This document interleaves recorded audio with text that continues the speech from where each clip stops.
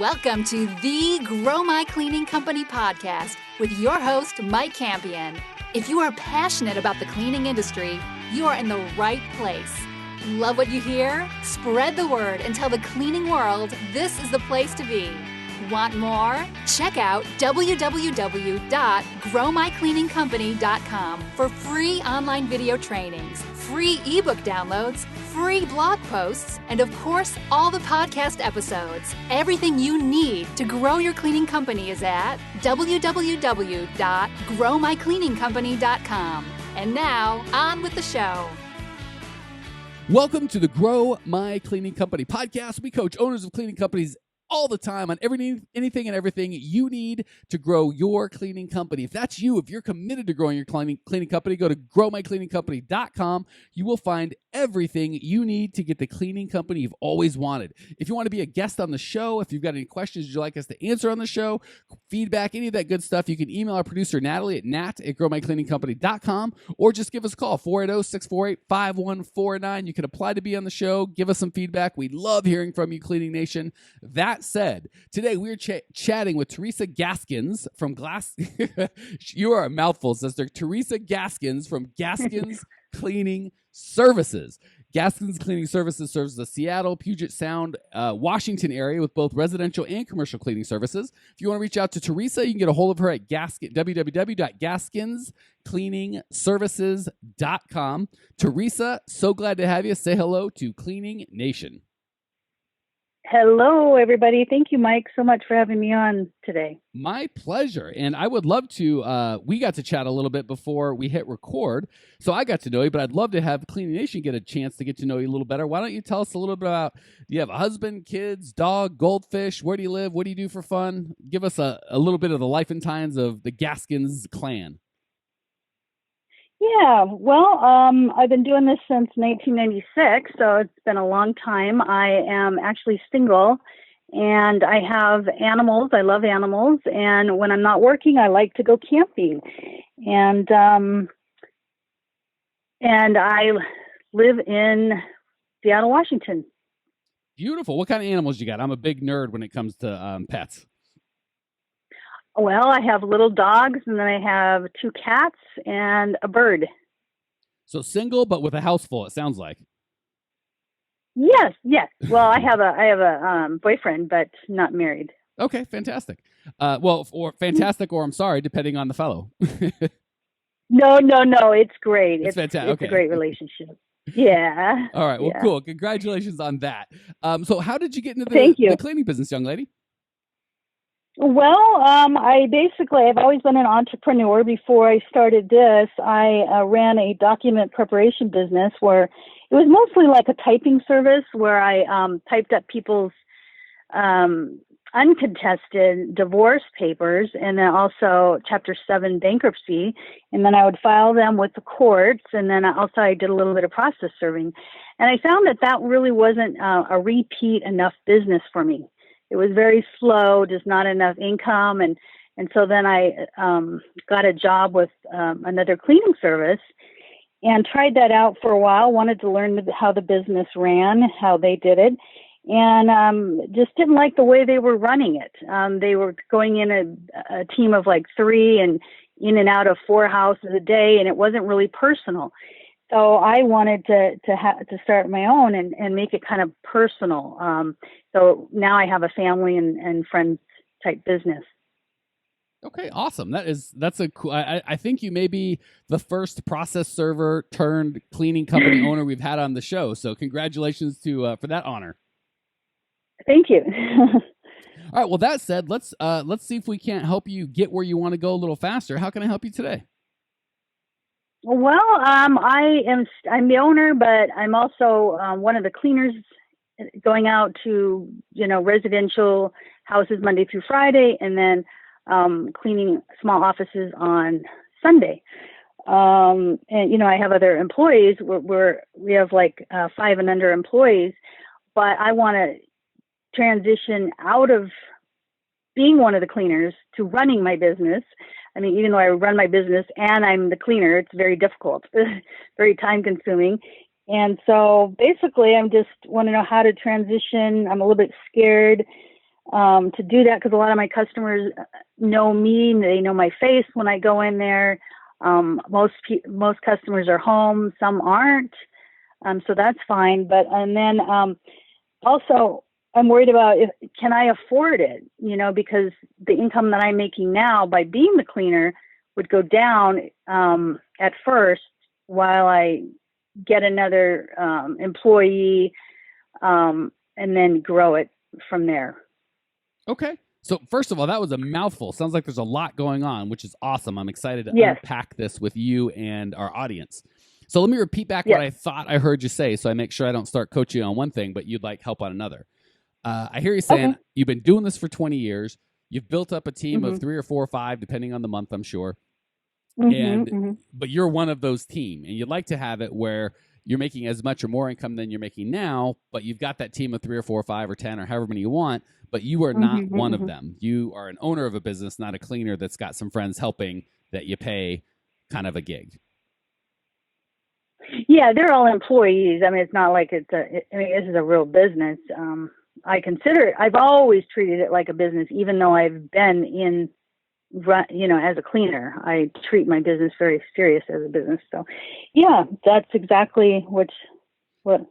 Okay, and that's a key distinction I want to make. I totally get what you're saying. Like, I don't want me and a bunch of friends. I want to be a real business, but I got to encourage you. If you're a mechanic and you're turning wrenches, or you quote unquote own a hair salon and you're cutting hair, you are not a business owner. You're self-employed, and you've got some help and some other things.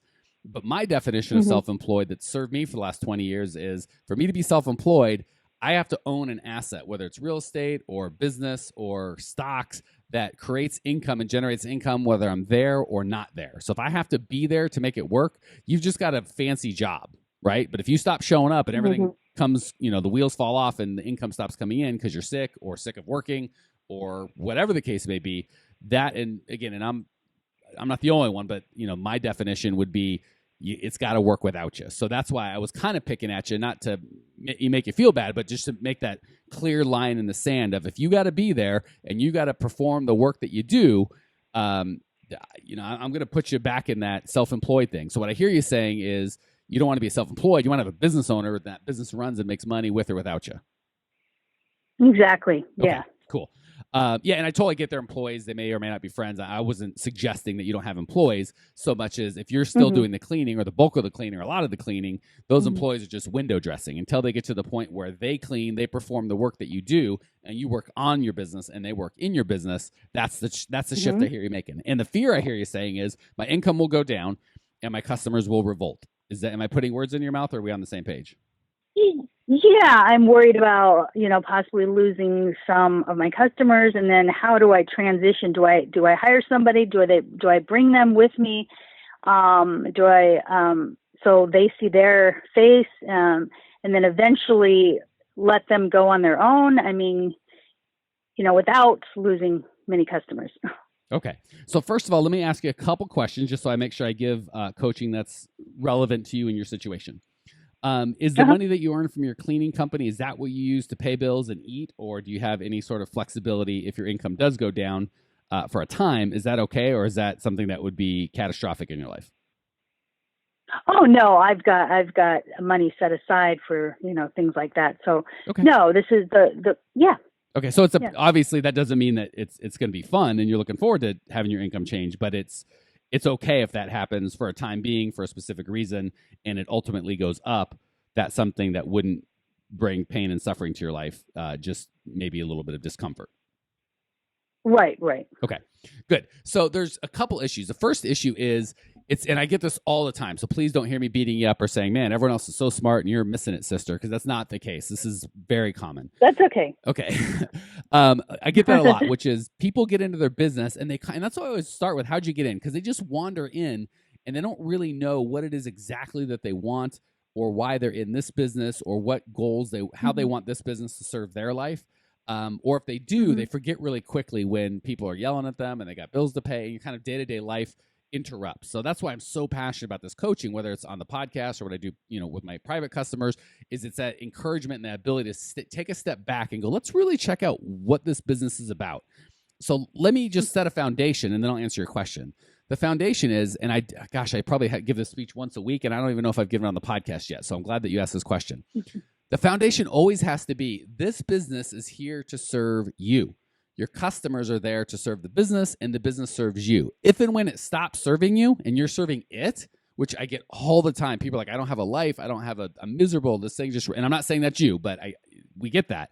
We got a problem. So right from the foundation, those customers, if they have to have you, but that's not what you want, they got to go. That's okay. And I'm not saying we're going to fire them or we're going to try and make them go, but if and when they do, because that's absolutely a deal breaker for them, that's fine, right? Because we've got to start with, why did you get in this business and what do you want this business to do with you? So let's do that. Tell me a little bit about perfect world, what your cleaning business, if I just gave you a magic wand and said, wave it, Teresa, this thing is whatever you want, what would that look like? How would this business serve you? What would you do? How many hours would you work? What would you be doing? Tell me a little bit about that, and then we'll figure out a way to create that for real. Well, I think it would be where I would not be a cleaner, and I would be able to put more time into growing my business, getting more customers, hiring more people, just making a little bit bigger. Okay.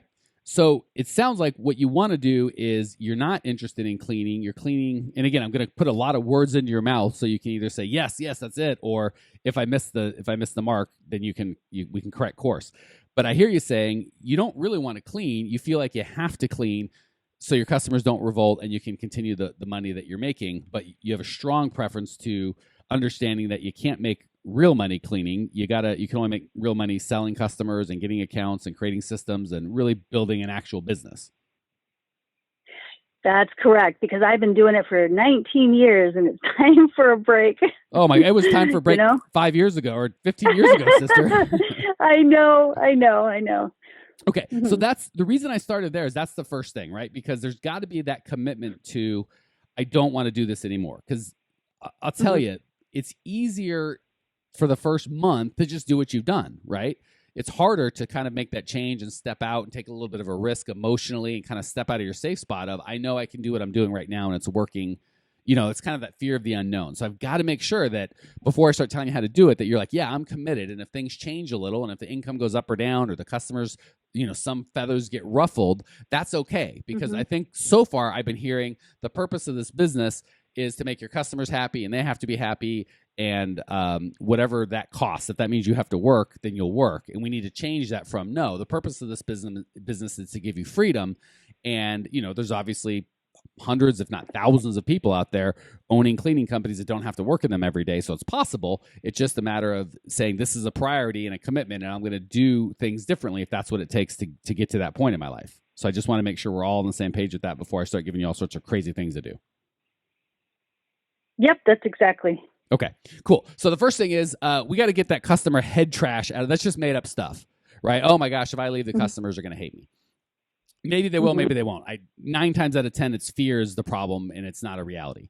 But we got to get you to the point mentally where you just don't care. You say, hey, my goal, I've been for 20 years, I've been a cleaner and I've got some other cleaners around me, but it's enough. I got to be a business owner and I'll do whatever it takes. And if I have to burn this job I've got to the ground to rise up a business that I own that works independently of me, then that's what I'll do. And I don't think we're going to have to do that, but I need to get you that place where you're okay with that. If and when someone does freak out or give you emotional consequences or quit or whatever, you go, fine, I don't care. The goal wasn't to clean this chick's house until I die, or this man or whoever your customer's house till I die. The goal is to build a business, and you got to break a couple eggs and make an omelet. That's how it goes. So if you got to be kind of from today on I'll burn that thing to the ground. I'll never again clean a toilet, and whatever that costs, I'll pay the price. And I'm being really dramatic. It won't cost that much, but I want you to be in that space so the fear doesn't stop you from doing anything. Is that okay?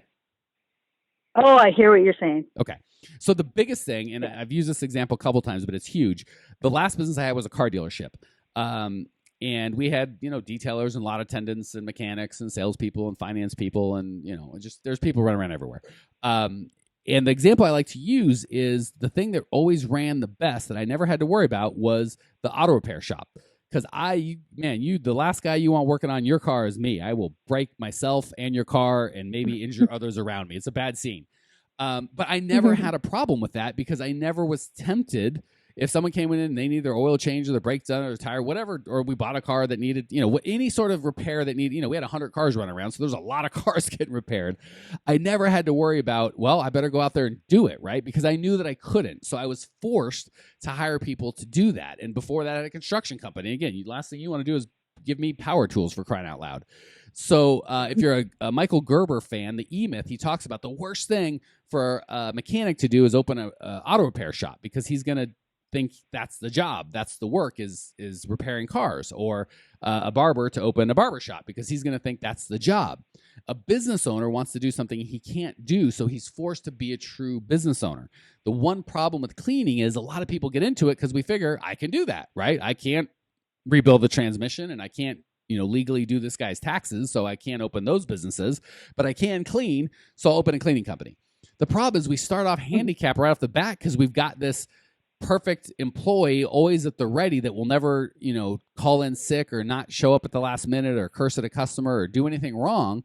So we come to depend on that employee, which is a problem, because when that employee wants to go take a vacation or not work for a second, we're stuck because it's us, right? And then if that employee is busy building a business, he can't ever be building a business because he or she's constantly cleaning and doing that sort of stuff. So we've got to move that mind shift of, I'm not in the business of cleaning. I'm in the business of attracting and managing cleaning customers and fulfilling that, right? So your job moves from, I'm a cleaner, to I create systems that attract customers, and I create systems that attract prospective employees, and I manage those customers' employees in such a way that creates a profit that I keep. And I'm going so fast, but does that all make sense? Oh, yeah, it makes perfect sense.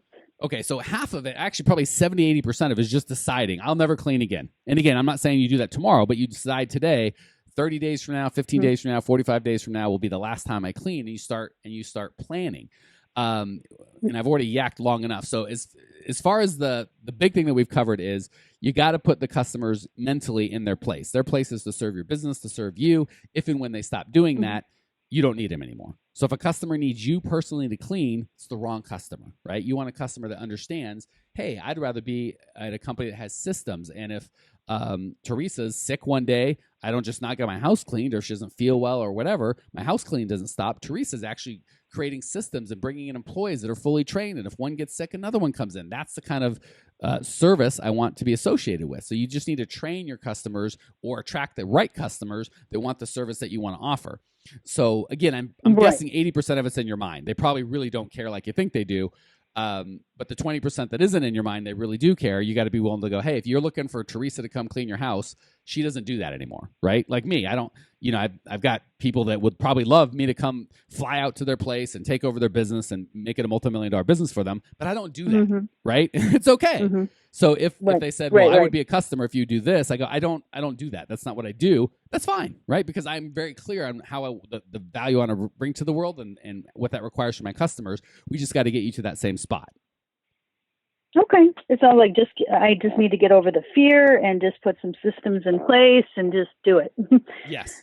And on the, and again, we're kind of running long, so I feel like I've given you a lot of conceptual stuff, not as much tactical as I'd like. But the good thing is we've covered this 3 or 4 times in other episodes with a lot more tactical stuff. And offline, I'll go in a little more depth with you, just so you don't feel like you got I talk too much, philosophical, not enough tactical. But the last thing is you are going to want to check your pricing, and we don't have time to go over it now, but you are going to have to go into your pricing metrics and see there should be enough margin where you can replace yourself with a cleaner and it doesn't hurt your company. If you're like, hey, the company doesn't survive unless I personally clean because we need that extra margin to pay bills or to pay my personal bills, there's a deeper problem. So we will have to fix that problem which is a margin problem, before we fix you're not in it. You've got to be out of it. So I will say, before you do this, you got to figure out why the company is so lean, and it should be a matter of, well, I just hired 2 more employees to do what I'm doing. And I spend my time getting more accounts, and that's how we cover the costs of my, anytime you depend on the owner for free labor, that's a red flag that there's an issue. So that is something that we'd want to dive into. Okay, right. That sounds great. Before we hit the lightning round, any questions or thoughts or anything else you need before we turn the tables and let you answer a couple questions in the lightning round? No, I think you did a great job. All right. Hopefully I did, because, again, I felt that was really philosophical, which is important, but I like giving tactical as well. All right. Let's hit the lightning round. Give me what's the best piece of advice that you've ever received that maybe could benefit Cleaning Nation here? Well, I was given some great advice from a college professor when I was taking a class in project management. And the advice was being in business for yourself, you may at times need to have a skin like an alligator because you might not always hear from people what a good job you're doing. Because most people, it seems like they're so focused on what you're not doing right than what you are. And so I got the message from that advice is that don't take anything personally. Just, and I used to take so many things personally. That is such good advice. It is so true. And I would say that goes double in the cleaning business. So rarely do people call us to tell us what a great job we did. But 100% of the time, we're going to get the call when they don't feel like we did a good job. So that's exactly. Yeah, take that as encouragement, Cleaning Nation. All right, question 2. What's the biggest mistake you've made in the cleaning business so we can steer clear? I think the biggest mistake that I made is doing too many cleaning tasks that I normally would not have done if I had a defined scope of work in place that I told my customers, what I did. Like, for example, washing large amounts of dishes and washing and drying and folding clothes, which were more of what housekeepers do than what house cleaning companies do. And because I strictly wanted to be a house cleaning business and focus on deep cleaning rather than doing housekeeping duties. Yes. And so when my customers asked me to do all these things, I just did it, That will eat your lunch faster than a lot of things in the cleaning business. Yeah. All right, great feedback. Exactly. Last question. Yeah. What is one thing owners of cleaning companies, our audience, can put into practice today that will improve their life or their business? I think that would be making sure that you're making your business fun and a place that your employees want to work at. I mean, in the cleaning business, it's so important to change up the routine within your teams. I would say maybe on a weekly basis so that they're not doing the same task over and over where their jobs could get stale or boring, by going to the same customer's house on a continuing basis. Like if one of your employees always cleans the bathroom, have them maybe switch and clean the kitchen or the floors by rotating, duties. So many times we go into the same place every single week or every 2 weeks and we do the same tasks, and it could, you gotta have fun, otherwise it's just going to get so boring. Yeah, you could. Yeah, it is tougher than it looks, so to speak, to do the job of a cleaner. All right, thank you so much for sharing all that, Teresa. I love your passion and your kind of background, all the stuff that you kind of brought to the table. Thank you for bringing that to light. I appreciate you. I know Cleaning Nation appreciates you. If you want to check out Teresa's show notes page and discover everything you need to grow your cleaning company, you can get it all at growmycleaningcompany.com. Leave your questions, your comments, your remarks. I will see you there. Congratulations! You are now 16% smarter. Still can't get enough cleaning goodness? Go to www.growmycleaningcompany.com for more of the good stuff. Ever want to be rich and famous? Owners of cleaning companies as well as industry experts can apply to be featured on the show by emailing our producer Natalie at support@growmycleaningcompany.com. Until then, don't miss out on all the latest cleaning industry lovin' at www.growmycleaningcompany.com. Check it out now.